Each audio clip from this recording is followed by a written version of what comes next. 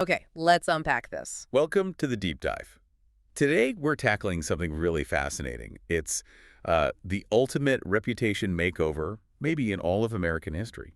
We're talking about the Rockefeller family. Right, we're basically going to trace how they went from being, the absolute symbol of corporate greed, the name everyone associated with ruthless monopolies. To becoming these global patrons, pillars of medicine, education, even political leadership. It's quite the transformation. Yeah, and our sources really dig into this. It wasn't just luck. It was this massive, multi-generational effort, almost like a project, really. Absolutely. Methodical, deliberate, showing exactly how a family, whose name is basically toxic, managed to flip the script entirely. Swap oil baron for civic leader. And it feels like it was almost out of necessity, wasn't it? Oh, definitely. You really have to start with the public reaction to the first generation, John D. Rockefeller Sr., JDR Sr., that really sets the scene for the huge job his son faced. The moment he even tried to do good things with the money, the skepticism was intense. Intense is putting it mildly. It wasn't just a few critics. It was like institutional. You had the big labor leaders, the progressive press. They just didn't buy it. They saw it as what, reputation laundering? Just trying to buy forgiveness? Pretty much. Samuel Gompers, who was the head of the AFL, the American Federation of Labor, he just laid it out there. He had this famous line. Oh, yeah. He said, the only thing the world could really accept from Rockefeller was, and I'm paraphrasing slightly, a great endowment to help other people see in time how they can keep from being like him. Wow. So the money's only good if it teaches people not to be like the guy who made it. Exactly. Think about that. The sheer weight of that cynicism, that's the mountain the family had to climb. It tells you why this whole reputation thing had to be so careful, so planned. And it wasn't just talk, right? This suspicion actually blocked things. Oh, absolutely. It had real consequences. When they first tried to set up the Rockefeller Foundation officially, get it chartered by Congress, it got stuck. Why? Because people were afraid of what they'd do with it. Yeah. There was this deep national suspicion, fear of concentrated wealth, unaccountable power. They thought it was just Standard Oil moving into a new territory of public policy, morality itself. So it stalled. For how long? 3 years. 3 years just trying to get permission to give away money. That's incredible. They had to add all these amendments, try to convince people they weren't just creating a new kind of monopoly, a monopoly on doing good. It really shows you the scale of the problem. Okay, so to understand how they fixed it, we need to understand the original problem better, the fortune itself, and why it was seen as so tainted. Exactly. Let's dive into JDR Sr., the architecture of that power, and the stain it left. Right, so JDR Sr., the image we usually get is, the ruthless tycoon. But the sources paint a slightly different picture of his style, more persuasion than just brute force. Yeah, that's a key point. He was definitely ruthless in his goals, but his preferred method day to day was this kind of intense, quiet persuasion, almost hypnotic, some say. Hypnotic? How so? Well, people who dealt with him described him using these richly cadenced evangelical tones. He wasn't shouting or threatening, he was reasoning with rivals. Apparently, he'd sometimes tap them on the knee, very gently, while laying out why joining Standard Oil was just inevitable. Logical. So he wasn't the cigar-tomping caricature we sometimes imagine. Not in those negotiations, apparently. He framed Standard Oil almost like it was a public service, a moral mission. Seriously. How did he spin a monopoly as a good thing? He called it a philanthropic agency, even an angel of mercy. His pitch, especially during the big consolidation push in Cleveland in 1872. The Cleveland Massacre, right, where he bought out tons of competitors really fast. Exactly. His line then was basically, we will take your burdens. Yeah. He argued the oil business was chaotic, dangerous, inefficient. Standard Oil offered stability, safety, efficiency. It was rescue, not conquest. Wow, that's some serious psychological framing. It's not join or I'll crush you, it's let us save you from this mess. Precisely. He'd paint this picture of the future, a future he controlled, obviously, right, and make resistance seem just foolish, like you're hurting your own family by not joining us. And the ultimate offer wasn't even a threat. Not exactly. It was a promise. Take Standard Oil stock, and your family will never know want. Resisting was framed as being short-sighted, almost irresponsible. He genuinely seemed to believe he was bringing order to chaos, like a benevolent dictator of industry. Okay, but this massive ambition, this drive for central control, it ran smack into the legal system of the time, right? Which was messy. Incredibly messy. And this is crucial for understanding the taint. The legal setup back then almost forced guys like Rockefeller into shady territory just to operate efficiently. How so? Think about it. Standard Oil was drilling in Pennsylvania, refining in Ohio, shipping everywhere. A national operation. But there was no federal law for creating a corporation. None. Wait, really? No federal incorporation? Nope. So each state treated a company chartered in another state as foreign. That's the word they used. And being foreign was bad. It was an operational nightmare. Imagine dealing with dozens of different sets of state laws, taxes, restrictions, reporting rules, just to move oil from one state to the next. It was paralyzing for any large, integrated business. So the very structure of the law made it almost impossible to run a modern company efficiently across state lines. Exactly. And that, the sources argue, is what forced businessmen to figure out, quote, cunning ways to circumvent laws. Which often meant Paying people off, bribing politicians, influencing legislatures. It was often just faster and cheaper than trying to navigate the legal maze. This is where Rockefeller's deep political cynicism came from.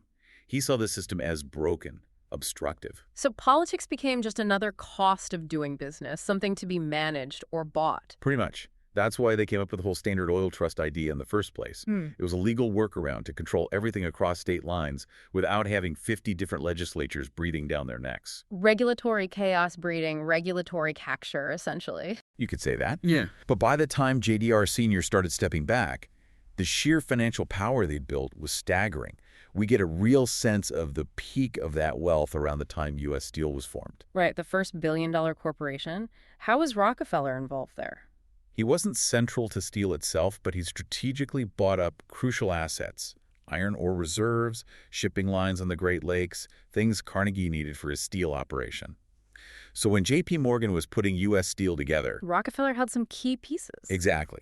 He held consolidated stock, which included these assets, and the deal to bring those into U.S. Steel was incredibly lucrative. Okay, let's try to nail down those numbers. They sound big. They were huge. This consolidated stock, which the Rockefellers had picked up for maybe $10 a share back in 1893, by 1901, when the U.S. Steel deal happened, it was fetching the equivalent of $160 a share in cash. Wow. In just 8 years, that's astronomical. It wasn't just market growth. It was strategic positioning, paying off massively.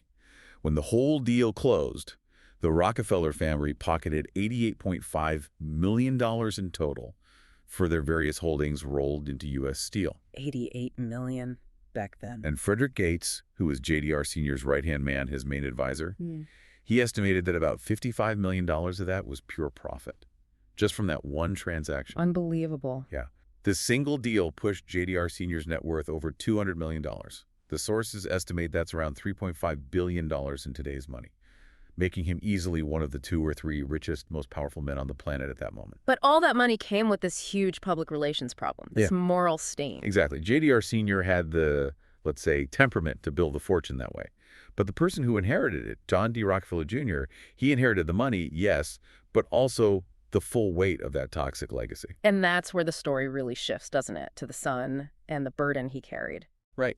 This is where it gets really, really interesting psychologically.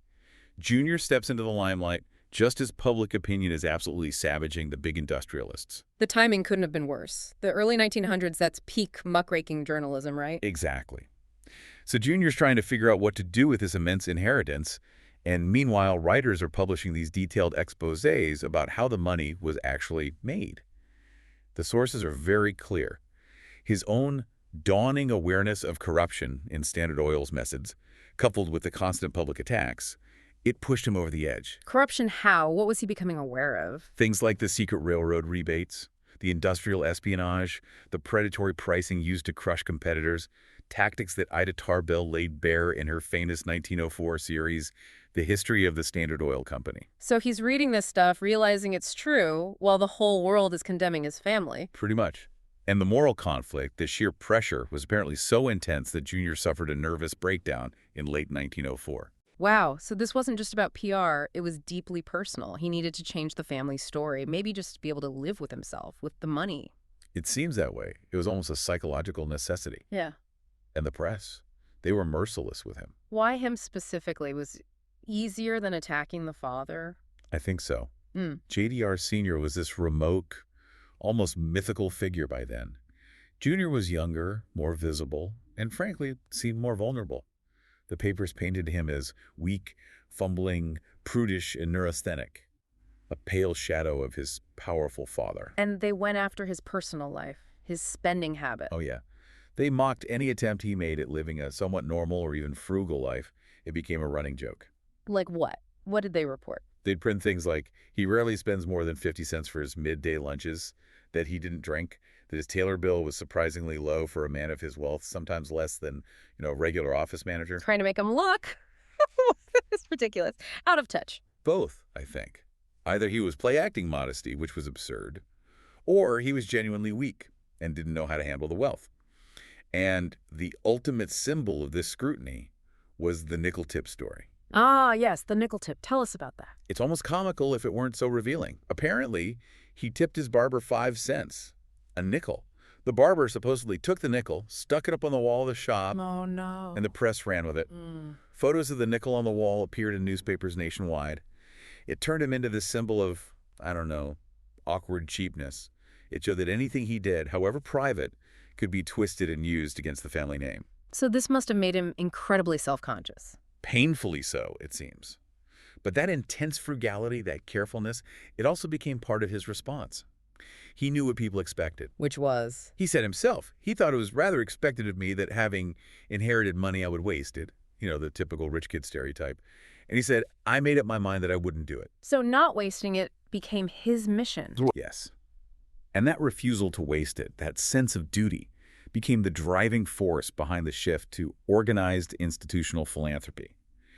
He decided the money was a trust, a responsibility, and it needed the same kind of serious, disciplined approach his father had applied to business.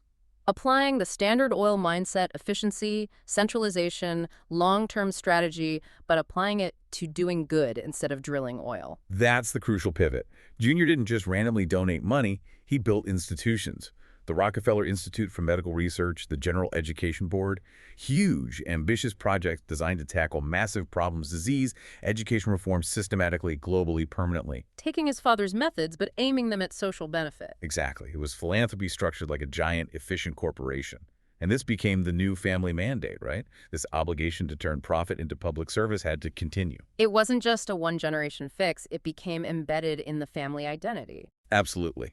The pressure was always there on the descendants. Find a way to contribute, to justify your existence outside the family business or foundation offices.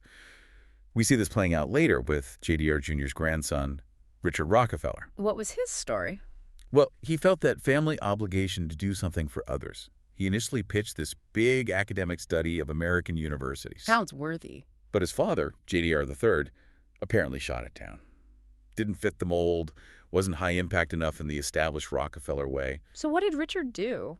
His solution was quite clever, actually. He went to medical school. Ah, medicine fits the family's history with the medical institute. Right. It perfectly fulfilled the mandate, developed professional expertise, served the public good.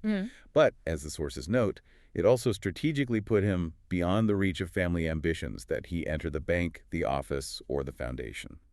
So he found his own path, but one that still checked the family boxes. Legitimacy on his own terms, but still contributing. Exactly. It shows that for the later Rockefellers, public service wasn't really optional. It was the price of maintaining the dynasty standing. And these huge foundations focused on medicine and education. They did more than just good works, didn't they? They started to shift the narrative. Immensely. They were strategic masterpieces in reputation management. Funding pure science, tackling diseases like hookworm that affected millions, transforming medical education. These were tangible, undeniable benefits. Hard to argue with curing diseases. Precisely. If the Rockefeller money was achieving things on a scale that governments couldn't or wouldn't, well, eventually, the question of where the money came from started to seem less important than the amazing results it produced. It created the moral high ground. And that moral high ground, that institutional legitimacy, paved the way for the next big move, right, into direct political power. Exactly. The foundations cleaned up the name, built this base of respectability. And that set the stage perfectly for the third generation, particularly Nelson Rockefeller, to make the boldest move yet. Which was what? No more just funding things from behind the scenes. Right. Nelson's ambition was raw political power. He wanted the White House. This wasn't just a passing fancy. Sources say he was aiming for it pretty much from the moment he left the Eisenhower administration. He saw politics as the real endgame. More powerful than industry or philanthropy. It seems so. In the mid-20th century, he understood that ultimate influence wasn't about controlling oil production anymore. The government could always step in, break up monopolies. The real power was in shaping policy, in governance itself.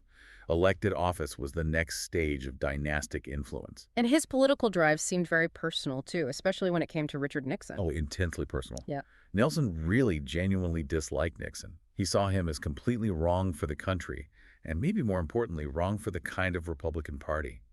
Nelson represented wealthy, Eastern establishment, progressive on some issues. What did he say about Nixon? He was blunt about it. He told a friend, "I hate the idea of Dick Nixon being president." He thought Nixon had the wrong ideas, the wrong friends, the wrong reasons for seeking power. Nelson saw himself, his family, his background, as being destined for that role instead. That sense of destiny, or maybe entitlement, it seems tied to how the family viewed the political system itself. Absolutely. And this is maybe the most startling insight about Nelson from the sources. He didn't just see himself as a supporter of the Republican Party. He saw the party almost as family property. Property, how so? He described the GOP as almost a dependency on the Rockefeller family, like the Rockefeller Foundation or Rockefeller University. Wow. Like the party was just another wing of the Rockefeller empire. That's the mindset it suggests. Political institutions were just another area to be managed, funded, and directed using Rockefeller resources and expertise, just like their hospitals or universities. It's a stunning analogy. Okay, if that's how he saw the party, then his way of dealing with political doubters makes a lot more sense. The story about the piece of paper. Yes. It was this specific, almost theatrical move he'd pull. If someone within the party questioned his credentials, his loyalty, maybe hinted he wasn't a real Republican because he wasn't, from the grassroots, What would he do? he'd take the person aside, reach into his pocket, and pull out this neatly folded piece of paper. And on it, written in blue ink, was a number, an astoundingly high sum. Representing. The total amount of money the Rockefeller family had donated to the Republican Party over decades. Their total bounty, as the source calls it. So it wasn't an argument about ideas, it was just showing the receipt. Pretty much, it was his proof of legitimacy. He was basically saying, look at this number. We've invested more in keeping this party afloat than anyone.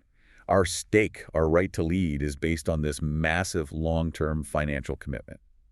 It bypassed arguments about ideology or popular appeal entirely. That's a huge shift from his grandfather, JDR Sr., using money in politics. Massive shift. JDR Sr. was using relatively small amounts, often secretively, to get around specific legal roadblocks. Cynical, pragmatic payments.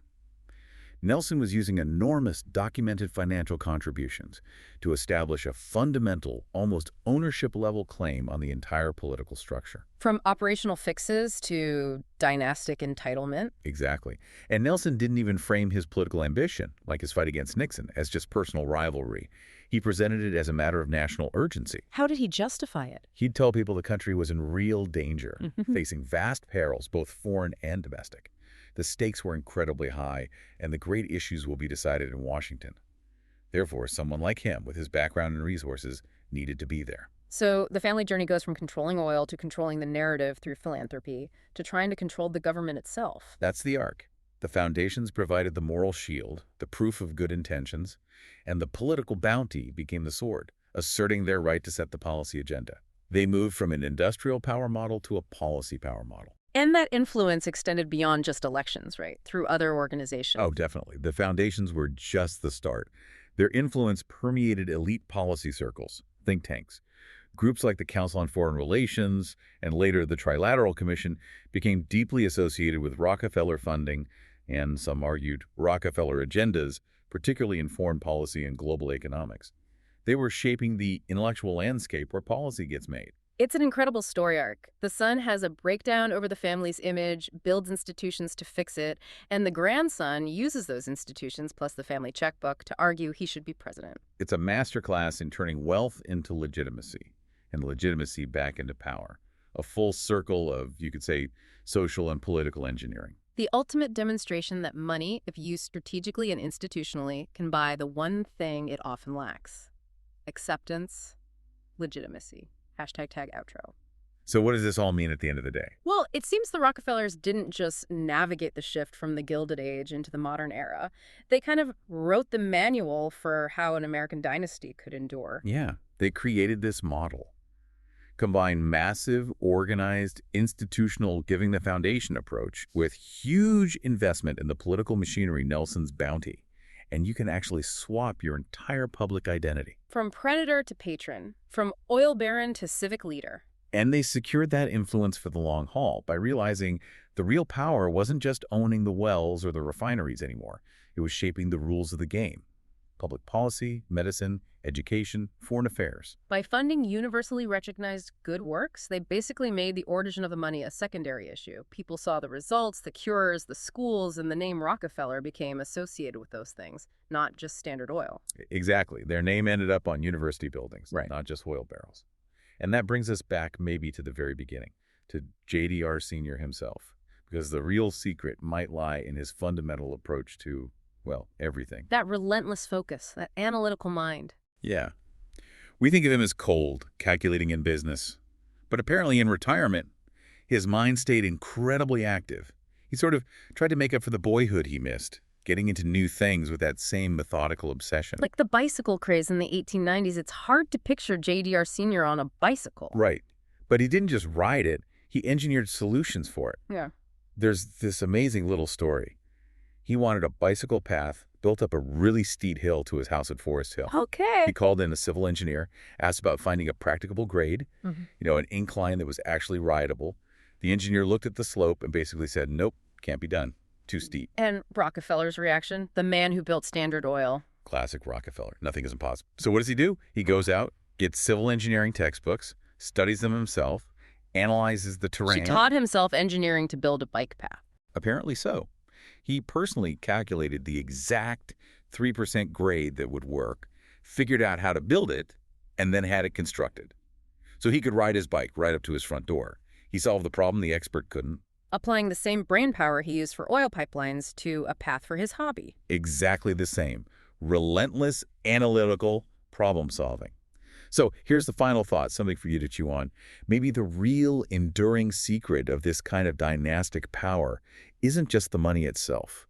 Maybe it's that inherited ability, that family trait, to look at any problem, whether it's organizing a global industry, figuring out bike path gradients, or undertaking a decades-long, impossibly complex reputation overhaul and treat it as a technical challenge, something that can be analyzed, broken down, and solved with enough focus and method. Is that the core skill, the ability to engineer solutions, whether for oil or image or influence? That's the question to mull over. That relentless analytical approach applied across generations, across vastly different fields. Is that the true engine of lasting dynastic power? Something to think about.